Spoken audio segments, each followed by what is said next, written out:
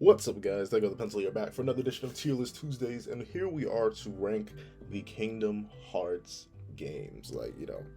As y'all can see, I think that hour and 30-minute long Kingdom Hearts tier list that y'all got last week actually do have me rather fond of Kingdom Hearts. I may have said some blasphemous things in that video. Luckily enough, no one heard it. Or at least I don't think anyone heard it because no one commented on it. I'm not going to repeat it here. So if you need to hear the blasphemous thing I said that's going to get a video in a few weeks, then you need to go back and look for that. But I like Kingdom Hearts. However, I really like the stories of a lot of Kingdom Hearts games, but the games themselves, let's just hop right into it. So I'm gonna be, let me just real quick do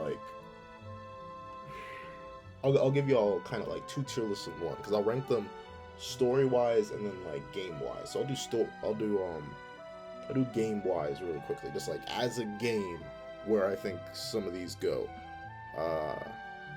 Because y'all know I like to talk about story way more than I like to talk about anything else.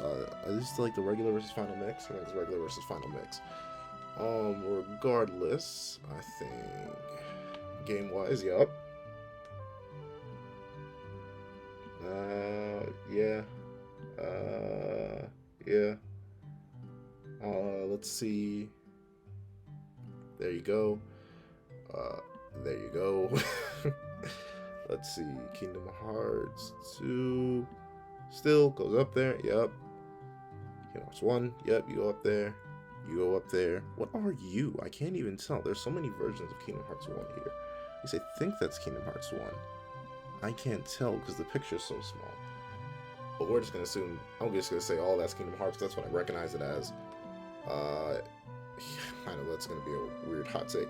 I actually really do like Dream Drop Distance. That's probably bias on my end, but I'll explain that. Yeah. And then I'll slide these at the round. Okay. So there you go. There's the game version of tier list, like how I view them as a game. Like I think Kingdom Hearts 2, either version of it, absolute perfection. I don't think I really need to explain it. There are so many things about those games. I'll talk about those at another time because I really want to do story because I feel like I don't really have many hot takes on this. It's kind of obvious which games are trash and what games are good. Like obviously Kingdom Hearts 2, one of the best action RPGs of all time. Then actually, I feel like people don't like Dream Drop Distance that much, but I actually enjoyed it. But that's probably biased for me because that was my first ever Kingdom Hearts game that I played. So there's that. I think Kingdom Hearts 1 is still great. It laid a good foundation for the rest of the entire series. So I gotta give it its respect. And I think even having replayed it recently, it's still a decently strong game. It just has some flaws, which got fixed in Kingdom Hearts 2. So I can't get mad at that. Yeah, I think Birth by Sleep is okay. Sure, is it floaty? Yes. And does the game get repetitive when you have to play the same three characters with slight differences through the exact same worlds every single time? Yes, but the game's short enough that I don't really mind it. I'm still fine with that. Kingdom Hearts 3, I have lots of problems with it, mainly because I think the game's too easy, other half because I don't think it's designed that well. I think drive forms were done way better in Kingdom Hearts 2. I don't know, situation commands were a cool idea at first, but they just ended up snapping the game in half. And if you're asking me if I want to replay it on Critical, no, I beat Kingdom Hearts 3 once for the story.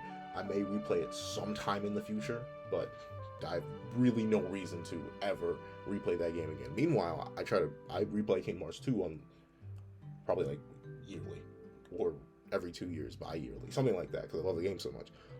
Actually, I haven't played Recoded, but I've watched the Let's Play of Recoded, so I actually think the game doesn't look that bad. I think it's okay. Chain of Memories, I played Chain of Memories because it's on the PS4 collection, so I enjoy it. I think it's okay. Do I think it goes on for too long? Yes. Do I think you could snap the game in half easily? Yes. Do I think there are many, many issues with the game? Yes, but it's still better than its lower categories. Once again, never had the privilege of playing 358 Days over 2. I'm so sorry why despite having it directly in front of me, I had no idea what I was reading. So there's that. That's what I really think about 358 Days over 2. Birth by Sleep 0.2, it was literally just a demo. Like, the fact, ew, like, why was this, like, the collection, the 2.8 collection with Birth by Sleep and 3D Dream Drop Distance should have been like a lesser price because this wasn't even a full game. It literally wasn't even a full game. So yeah, it's definitely in a meh. And I think it has many of the problems that Kingdom Hearts 3 does, except without the drive form. So there's that. And I just don't like Union Cross or Kingdom Hearts Key or whatever 15 names it has. I think it's just whack. There's my view on that. Those are my view on the games. I could go into more depth, but I really talk about. I don't know. I don't necessarily talk about game design that often, so I'm not exactly sure what I could critique on it. I'm not really a game design person, but what I am is a story person. So let's rearrange this based on what I view on story, and then I'll get into it, and I'll probably go in like chronological order. Bam, wow, whoa, it's shooting up there. In fact, which one's Final Mix? I can't tell which one's Final Mix. I feel like I should know the covers. I think this one's Final Mix. So I'll put you at the bottom. I'll drop you down. I'll raise you up. Yo, bam. Let's see. I hate to do it to you, Kingdom Hearts 3, but you really do be like, it really do be like that when it be like that. Yeah, both of you can just slide up there, and honestly, for what it was, yeah, it can go to like, there you go. There's my story view. Let's go in chronological order. I could go in release order. Let's go in chronological order. I actually don't know. Release order will be simpler, so I'll go in release order. Kingdom Hearts 1. I think the story's perfection. Why? It's really simple. It's really calm. It's really easy to understand and get into. That's good for any first game in a series. Sure, does it have its deeper, more confusing elements? Yes. Like, what the heck's the Keyblade? Heartless? What? World? Disney? Tarzan? What are you doing here? Tarzan, why do you never show up in the series again? Oh, Tarzan, you're owned by another company? That's crazy. But yes, it has this really broad...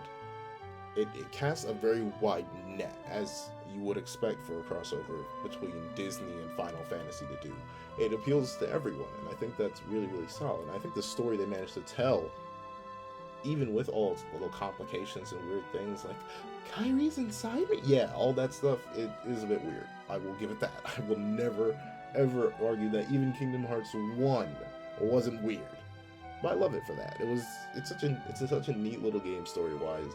And it's the power of friendship to the max, but it's good.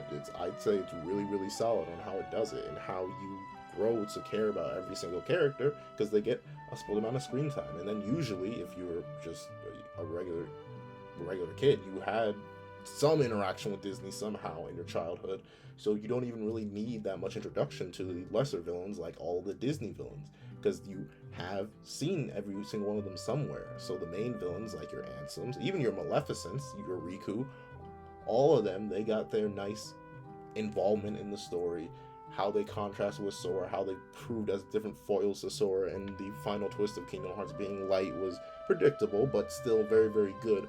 All that stuff, it's really nice. I think it's a great little game. Is it the most complex story-wise? No. Does it push our characters through a lot? It puts Riku through a lot, and I like that, but Sora, not really. I mean, it makes him struggle a bit, like when Donald and Goofy leave him, but then he teams up with Beast for a good 5 minutes, and then you get Donald and Goofy back, and then you fight Riku, so it's fine. I think it's a really okay game. I put it in perfection just because I feel like it was a fantastic start for the series. It laid the groundwork for letting the player know that, oh yeah, we're just getting started here, we're about to go crazy in like one game, really. It gets crazy with Chain of Memories. So there's that. I'll give it that. There we go. Kingdom Hearts 1, perfect little game. I really enjoy it. Kingdom Hearts Chain of Memories, or Kingdom Hearts Rechain of Memories. Story-wise, it is my favorite game. It has my favorite Sora out of all the games, and like y'all know, I put a lot of weight into characters and how they interact with the world and how the world interacts with them. And Chain of Memories was honestly the best, the most human I've ever seen Sora, and I like that. I like my protagonist to feel human, to have like realistic reactions to things, even in a completely fantasy setting. Yes, is Sora still a boy wearing yellow clown shoes and swinging around a giant key? Of course. Is he still walking around with Donald and Goofy? Of course. But when figuring out that one of his friends is being tortured and possibly kidnapped. What does he do? He freaks out and goes to attack. Or what does he find out? One of his childhood friends is being held by this weird group of people in black coats, and he has the ability to do something. He lashes out. I like that. I like the realism that comes with Chain of Memories, which is really, really weird because it's a Game Boy game which became a PS. Was it 2? Was it ported to the PS2? Yeah. It was PS that became a PS2 game that got re-released. Bada bing, bada boom. Everything seemed so strange about it. The story is honestly one of the most solid in the entire series, and it's mainly because of the characters. Because I'll admit, as complicated as someone will tell you Kingdom Hearts is, you can probably explain Kingdom Hearts in like 2 sentences. Bald man want to make new world. Key man don't like that. They fight. Bada bing, bada boom. The series is explained, but what makes the series really complex is all its little concepts in it, like nobody's heartless, blah blah blah blah blah blah blah blah, and the main villain having like 13 versions of it. But the thing that carries this series, for me personally, is just the characters. I love the characters in this series, especially the ones that suffer. And you want to talk about suffering? Look at Sora and Riku in this story. Sora has his mind broken over and over and over again, just snapped in half like a Twix bar, while Riku's out here trying to recover from, kind of housing the embodiment of all evil for a while, and it's permanently part of his heart. It's kind of whack, but you gotta live with that. And I like how both are forced to kind of just, oh, wow, that sucks. Gotta deal with it, I guess, and they have to. It's a nice little thing that I personally enjoy when I see characters react realistically and are put through trials and tribulations that affect them and make them grow as a character. Where that Sora went after Kingdom Hearts Chain of Memories, I don't know. I still like Sora, though. Like, you'll see when I get to, I believe, yeah. So, let's just hop right into it. Kingdom Hearts 2. I still like this Sora a lot, because this Sora, he lost all the experience of the Chain of Memories because, we couldn't ever have Sora have locked-in character development. No! Just like we can't have Sora have locked-in levels and growth abilities. No! He must start back at square zero. But I still like the Sora a lot, because while the stakes are less personal to Sora once again, because it's just like in Kingdom Hearts 1 where he did have his own personal stakes, which is, saving Riku and saving Kairi. But in Chain of Memories, everything was personal to him, because of course his memory being manipulated, and he thought Naminé was his best childhood friend and she was being held hostage. So that's what brought out the real meat in Sora. But since really half the stakes were down for Sora in Kingdom Hearts 2, he knew Kairi was safe on Destiny Islands, and he knew Riku was Riku at least. Like, he didn't know where he was, but that's all he had to do. He had to look for him. And he knew Riku could hold his own, and he was also with the king. Or at least he thought at the beginning of Kingdom Hearts 2. So, the stakes were low for him personally, but when they were raised for the entire world, because, the world's falling to darkness, or being taken over by nobodies in Kingdom Hearts, yada yada yada, he still managed to stay a pretty human character, just a bit more lighthearted. And I don't mind that. I think Sora is still very good in Kingdom Hearts 2, because he still has his moments of anger. He still has his moments of seeing through people's nonsense. Like when when Xemnas tries to manipulate Sora in Kingdom Hearts 2, and like Sora's just like, nah, bro. I know you're faking. You're nobody, bro. Stop trying to yank these feels out of me. I don't care how buttery your voice is. I'm running your fades, Xemnas. And I'm just like, oh shoot. Darn, you're actually smarter than I thought you were. Let's fight. That's what I like. I like when Sora is able to like have positive interactions with people, but still able to differentiate between like, okay, so you're a bad person. I got this mighty key right here. Now hold still, I'm gonna smack you with it. And that's the thing. I feel like Sora has a lot of good interactions in this game. I feel like the interactions wide scale. I believe the world choice is honestly. Did I say it's the best in the series? Yeah, I say it's the best in the series. I like it more than Kingdom Hearts 1's world choices, because Lion King's there, and I like it more than Kingdom Hearts 3 world choices, because I'll get to Kingdom Hearts 3 when I get to Kingdom Hearts 3. But I feel like the world choice was good, the characters' interactions were good, Sora was good as a main character, Xemnas was fantastic as a villain, Organization 13, or what was left of it, like Organization 7, I think. 1, 2...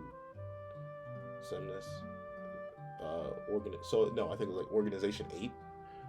No, yeah, it was Organization 7 because Roxas was reabsorbed. So I believe Organization 7, called Organization 13, was a fantastic group. It felt they were much more involved group than Ansem was, because the Disney villains were kind of there, all doing their own thing in the world. They didn't necessarily have a unified plan. Meanwhile, Organization 13 does have this one goal. I feel like they work really, really good as an antagonist group. I think our protagonist was still at one of his higher points here. I think everything about that game is really, really good. That's why it's at the top of Refraction. Let's talk about Kingdom Hearts 358 Days Over 2. So, in terms of actual story, I'd say it is like ask me on a good day, ask me on a different day, and I think it could be higher than Kingdom Hearts 2. But then ask me on another day, I think it's lower than Kingdom Hearts 2. Ask me on an even different day, and I may think Kingdom Hearts Chain of Memories is the best. But in terms of story, the reason I like 358 Days Over 2 so much is because of what it does for our characters. And there's been a lot of complaint, and I understand why, because the series tells us nobodies cannot have emotions, and then you have all these nobodies feeling a whole ton of emotion. One of them isn't even a nobody. One's a literal puppet, the other's a nobody, and one's just a straight up nobody. But I don't really mind that. It's weird because I like the fact that these characters, they're really, when you think about it, if we're being real and completely honest with ourselves, there is no real antagonist in 358 Days Over 2 to the very end game. Seriously, think about it. We didn't want to run Xemnas' Fate as Roxas until Xion died. Sure, we knew that Organization 13 is the bad guys, but we were working for them.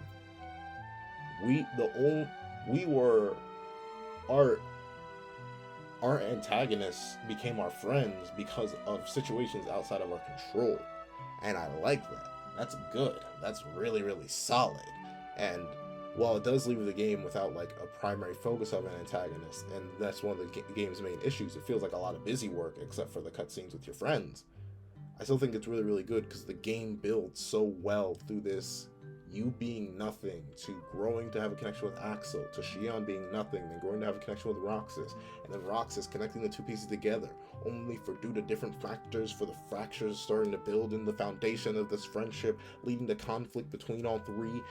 Roxas just wanting to know what's going on, to have the truth. Xion wanting to fix everything because she feels like her existence is a lie. Axel just trying to hold on to something, keep something stable within this chaotic world that he lives in, and it's just all really, really good. And is it better? See, I like Roxas more than Sora as a protagonist, because I feel like Roxas just stays real. He be staying real throughout all the games. Every time Roxas shows up, he's real. Meanwhile, Sora falls off. But Kingdom Hearts 2 Sora versus Roxas, I think I will let Kingdom Hearts 2 stay ahead, because one, I like the world choice better. Two, I believe that overall it's a much more approachable structure. Like, you have to be in the mood to understand and like respect Kingdom Hearts 3-5 Days Over 2's story. And while I do, and I'm probably always in the mood to do that, I know a lot of people wouldn't be. And I can tell that Kingdom Hearts 2 is a lot more approachable. It has a lot more moments. That's the thing. Kingdom Hearts 2 has a lot more moments that make you feel something in multiple ways. And there are multiple moments that make you feel different ways in Kingdom Hearts 2 in comparison to 358, where you're mostly feeling dragged along until you get those emotional moments. Yeah, 358 is good. Wow, now I think about it, like, the first 4 games in the series are really, really solid. Yeah, 358 is good. You know, now that I think about it, like, the first 4 games in the series, story-wise, are, like, super, super solid. But then Recoded happened. And I'm not meaning it. I'm actually asking. Like, Nomura. I respect you a lot. I really do. Why? Why did this game exist? I know you love Kingdom Hearts 1, man. I love Kingdom Hearts 1. But, bro, there was no reason. It didn't have to. easily did not have to exist. Ever. In what galaxy did it need to exist? I don't know. That's it. I'm not even going to talk about this game's story because there is no story. There's nothing. Pointless. It's actually pointless. I don't even think Mickey tells anything to Sora. Even though he said he would at the end of that game. Whack. Birth by Sleep. I like the characters in Birth by Sleep. Mainly Aqua. And I like Xehanort. I like Aqua and Xehanort. And Vanitas. I like Vanitas a lot. Those 3 characters, and Braid, because even in that game it was funny. Those 4 characters works really, really nice. Like all of them. Terra and Ventus, I'm always on the fence about. Like, I don't know. They're still good characters, and I got attached to them. But I'm always just more on the fence about those 2. You catch me on different days, and I'll be like, yo, yes, we gotta protect Ventus. We have to protect Ventus. And other times, just like, yo, sacrifice him to Vanitas right now, bro. Give me the Keyblade right now, Ventus. I will throw you out. Just because I don't trust Ventus because of a later game. Thank you, later game. Oh, I'll get to you. But yeah, I think Birth by Sleep. It's a great game. It has a great story because it's nice to see the fall of Terra. It's nice to see the fall of Terra. It's nice to see how what you don't know won't hurt you to what he knows now does hurt him. Fall of Ventus, and it's amazing to see the literal fall of Aqua into the realm of darkness. And of course, Xehanort pulling all the strings in the background and being Xehanort. And Vanitas was just a good side antagonist. I think it's a really great game. Next up is, I guess, yeah, it would be Dream Drop Distance. I do not hate Dream Drop Distance. Did it complicate the story way too much? Yes. But to be fair, if we didn't have Dream Drop Distance, we wouldn't have Kingdom Hearts 3 as it was.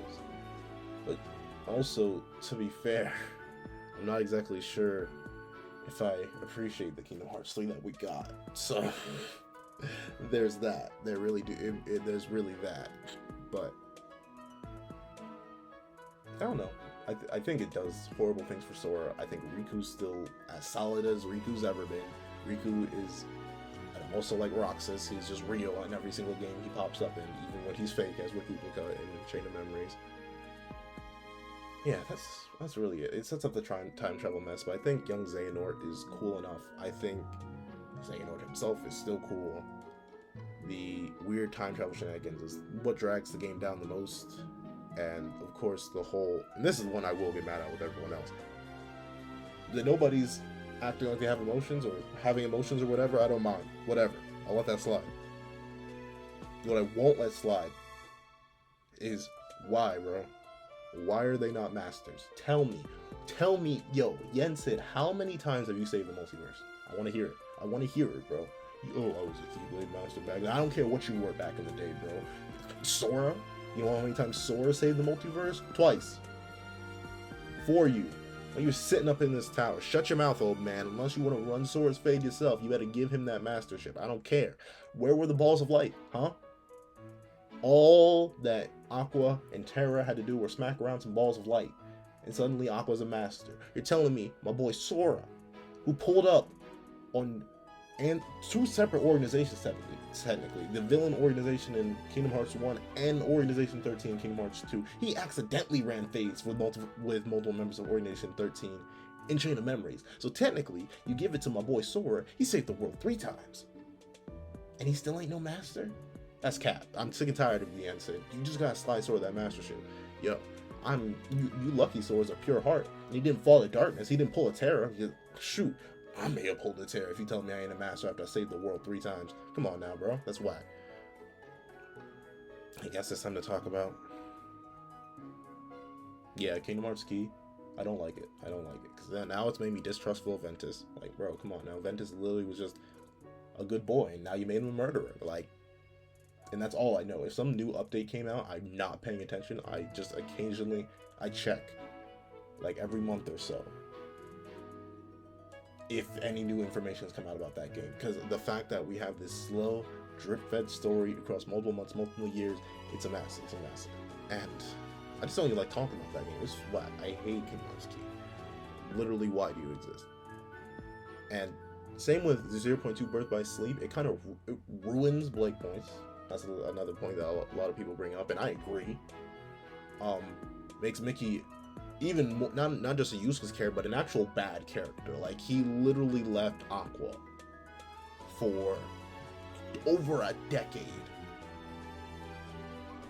Seriously. And you told nobody. Like, the excuse was that you had found yourself in the realm of darkness and you had not run into Aqua. That'd be one thing. Like, before 0.2 came out, I could let it slide. But you brought attention to the fact that Mickey met Aqua. When Aqua had a chance to escape, Mickey could help Aqua. Riku, you could have told Riku, who had delved into the darkness and had figured out how to use dark corridors as in Kingdom Hearts 2, and told him to go get Aqua. But you didn't? Because you had to respect your choice, haha. No, Mickey, you're trash. I honestly hate that game too. Like, and it's not even a game, so double negative. Why do you exist, 0.2? Let's attack Kingdom Hearts 3 real quick. Kingdom Hearts 3 is whack. I'm just gonna say it. Like, I know it's not necessary. It's not whack. Because it has so many good character moments. But it's whack. The world choice, whack. Sora, he's not that whack, but still a little bit whack. Riku, whack. Actually, yes, this is the one game where I say Riku's whack. This is the one game I will give it in the entire pantheon that is the Kingdom Hearts games. This is the one game that Riku's whack. What they did to Kairi, I don't care. What Remind did, I don't care. It's too late no more. You can't take that back. You had so many years to give Kairi an actual role. Whack. Almost the entire Destiny trio, whack. We didn't get any of the Wayfinder trio till like the last 5 hours of the game, so that's whack. We didn't get any real usage of the Organization trio till the very last like 5 hours of the game, whack. We didn't get any story relevance to the last 5 hours of the game, whack. Like, the game feels like so much filler. There's no, like, I can't sign the why do exist because it's Kingdom Hearts 3. Kingdom Hearts 3 is whack. That's the whole thing, because it was. Because I'll be real, I didn't wait for 13 years like a lot of people did for this game. I waited for 7 years, and even I'm disappointed. Like, I had put so much hope into Kingdom Hearts, and I know that's my fault. That's my fault. I had high expectations for it, especially after Kingdom Hearts 2. I played Dream Drop Distance. I should have known this wasn't going to end well, but at least I thought they would like pace the story better. And a lot of people will be like, "Oh well, I feel like the saving the story to the end really helped the impactful moments." And yes, it helped the impactful moments because I felt nothing throughout most of the game. And then when you finally smack me with all the motions at the end, of course it's gonna do something because I'm finally awake. I was playing through Kingdom Hearts 3 on autopilot. I didn't like the combat that much. The character interactions were alright at best, and the most we got was an Organization member popping up in the world being like, "Ooh ha ha, Sora, boo booty ba, boo boo ba, see you in the Kingdom Hearts 3, see you in the Keyblade Graveyard, bye bye."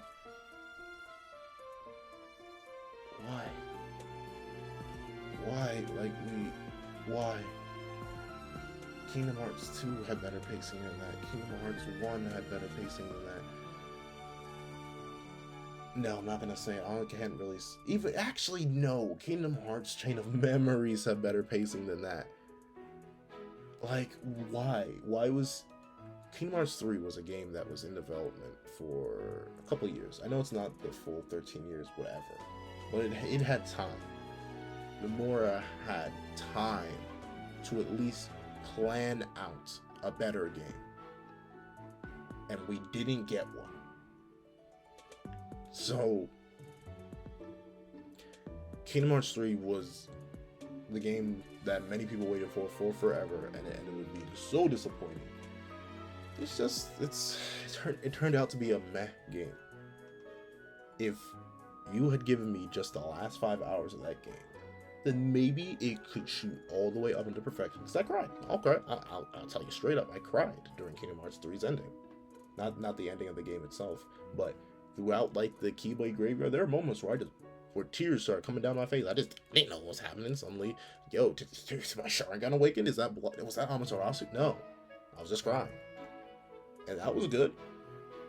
But for me to wait so long, to wade through so much, what felt like just fluff, it honestly wasn't worth it. I'll be completely real with you.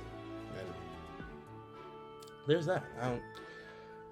I hate to end on such a negative note, but I love Kingdom Hearts still, and Kingdom Hearts 3 has me excited for the future of Kingdom Hearts, I guess, like the new saga, the Four-Tour saga, or whatever. But that's about it. It was my view. That's my view on the Kingdom Hearts game. Y'all saw how I ranked them as games. I think a lot of them could use improvements as games, but I still think Kingdom Hearts 2 is fantastic. I think Kingdom Hearts 1 is still good. And y'all see how I rank my stories and why I rank them. Thank you guys so much for watching. Please like, share, comment, and subscribe. And get ready for Donald and Goofy versus the entire verse of 7 Deadly Sins. Yeah, I said it. See you next time. This is that guy with the pencil, writing off.